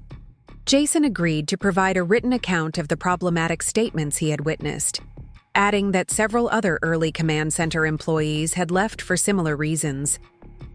The venture's membership growth had plateaued considerably after its initial launch, with retention proving particularly challenging. Between us, he confided as our meeting concluded, there's significant financial pressure. The investment structure requires hitting aggressive membership targets that aren't materializing. Several promised locations have been quietly postponed. The information was interesting, but not entirely surprising. Building community required more than physical space and business rhetoric. It demanded genuine value creation for members, something Dave's oppositional approach inherently limited. 2 weeks later, Michael forwarded me an article from a financial newsletter with the subject line, "Karma continues its work." The piece detailed the command center's strategic restructuring, following the withdrawal of its primary investor. Operations would be consolidating to a single location, with the Seattle facility closing immediately. I felt no satisfaction. In this development, only a renewed appreciation for the supportive investor relationships we had cultivated. Eleanor's commitment to our mission had proven as valuable as her capital, providing both patience during inevitable growth challenges and strategic connections that strengthened our model rather than simply demanding faster returns. On the third anniversary of the Pivot Point's founding, we hosted a celebration across all 3 locations, connected via live video feeds so the entire community could share the moment together. The event featured panel discussions with members who had successfully navigated significant career transitions, workshops on financial independence, and a keynote address I delivered from our original Portland location. 3 years ago, I stood in this space, then empty of everything except possibility, and wondered if other women might benefit from the support system I wished I'd had during my own career transition. I told our assembled community, now numbering over 800 members across 3 cities. What I couldn't have anticipated was how profoundly this community would transform not just professional trajectories, but our collective understanding of what success truly means. I gestured to the community wall behind me, now expanded to cover an entire corridor with photographs, testimonials, and achievement markers from hundreds of members. Every story represented here began with disruption, a firing, a downsizing, a toxic workplace, a career path that no longer aligned with personal values. Yet each disruption became the catalyst for something more authentic and ultimately more successful by measures that extend beyond traditional metrics. The celebration continued long into the evening, with spontaneous mentoring connections forming, business collaborations taking shape, and friendships deepening across our nationwide community. I circulated through the Portland gathering, listening, more than speaking, continually amazed by the resilience and creativity our members demonstrated. Near midnight, as the event wound down, I found myself back in my office, the space that had once been Dave's executive suite. The contrast between his leadership approach and what we had cultivated at the pivot point couldn't have been more stark. Where he had sought to project infallibility, we embraced learning through vulnerability. Where he had demanded loyalty through intimidation, we invited commitment through shared purpose. Where he had defined success through competition and dominance, we measured it through collaboration and mutual growth. A knock at my door interrupted these reflections. Ashley stood in the doorway, champagne flute in hand. "You're missing the last toast," she chided gently. "They're waiting for you." "Just taking a moment," I explained, gesturing for her to join me. "Sometimes the journey from there to here seems surreal." She nodded, understanding without elaboration. I ran into Melanie downstairs. She mentioned that Tetralogic's old building is available for lease again. Apparently, the company that acquired their assets after the bankruptcy is consolidating operations. "Interesting," I mused. "Maybe we should look at it for our professional development academy expansion." Ashley laughed. "Full circle," she observed. "Though I'm not sure I could walk through those doors without remembering what it felt like to leave." "That's precisely why it might be perfect," I countered. "Imagine transforming the space where so many of us experienced professional trauma into a center specifically designed to help others heal from similar experiences. There's poetry in that." "There's Sarah Miller in that," she corrected with affectionate exasperation. "Always finding the symmetry and meaning in every business decision. Which is why we're celebrating 3 successful years while the command center couldn't make it past 8 months." Her observation captured something essential about our different approaches. Dave had created the command center as a reaction against changing professional norms, defining it by what it opposed rather than what it offered. The pivot point, despite its origins in my firing, had always been focused on creation rather than reaction, building something new that addressed genuine needs rather than simply rejecting what existed. The following morning, I contacted the high real estate agent handling Tetralogic's former building. The symmetry was indeed too perfect to ignore, acquiring the space where many of our members, including myself, had experienced professional setbacks, and transforming it into an academy specifically designed to help others navigate similar transitions. 2 months later, we closed on the property. The renovation would be extensive but purposeful, preserving elements of the original structure while reimagining the space entirely. The conference room where I'd been publicly fired would become a healing-centered seminar space for our workplace trauma recovery program. The executive suite that had housed Tetralogic's leadership team would be converted into collaborative project rooms for women developing new business ventures. As we prepared for the Academy's launch, I received an email that momentarily stopped my breath. The sender was Dave Thompson. The subject line read simply, "Request to meet." After consulting with our legal counsel to ensure the meeting couldn't be misconstrued or potentially problematic, I agreed to coffee at a public cafe. Dave arrived looking noticeably different from our last encounter. The designer suits replaced by casual attire. His formerly commanding presence diminished by circumstances I could only guess at. "Thank you for meeting me," he began, the familiar confidence in his voice tempered by what seemed like genuine humility. "I imagine you've heard about the command center's closure." I had, I acknowledged neutrally. "I understand the business. Climate has been challenging for many new ventures." He nodded, accepting my diplomatic framing. "The truth is more specific. The model was fundamentally flawed because I was fundamentally flawed in my understanding of what creates sustainable leadership communities." His candor surprised me. That's a significant realization. "Necessity is a powerful teacher," etched, admitted. After 2 business failures and a leadership approach that alienated more people than it inspired, I've been forced to reconsider basic assumptions that once seemed unquestionable. "What brings you here today, Dave?" I asked directly, curious about his purpose beyond confession. He took a deep breath. "2 things. First, a long overdue apology. The way I terminated your employment at Tetralogic was unconscionable, designed to humiliate rather than to address legitimate performance concerns, which themselves were largely manufactured.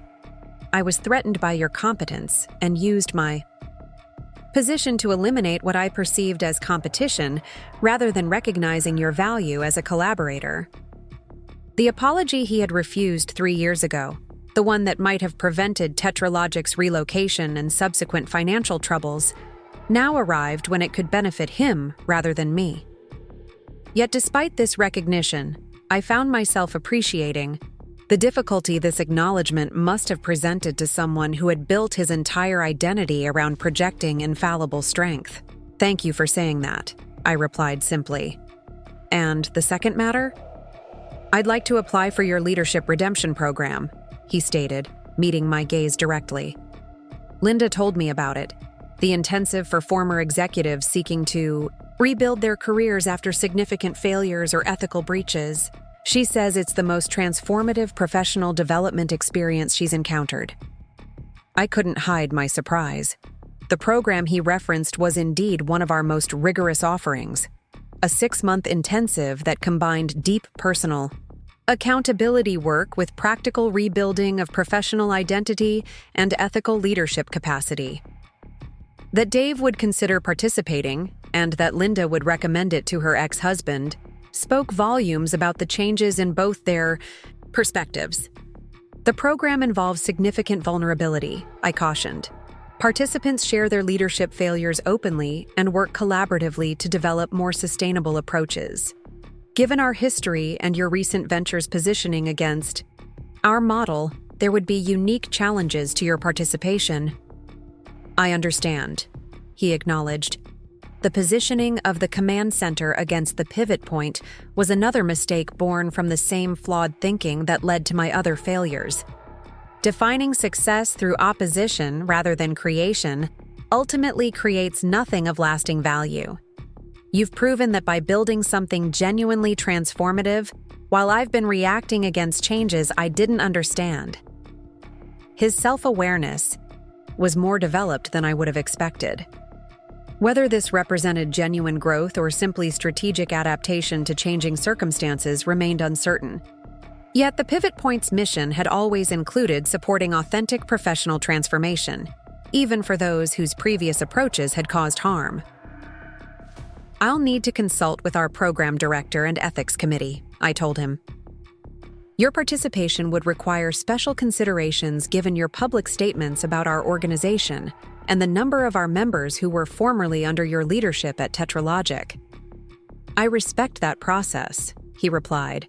And regardless of the decision, I wanted you to know that what you've built has succeeded beyond anything I could have envisioned when I fired you that day.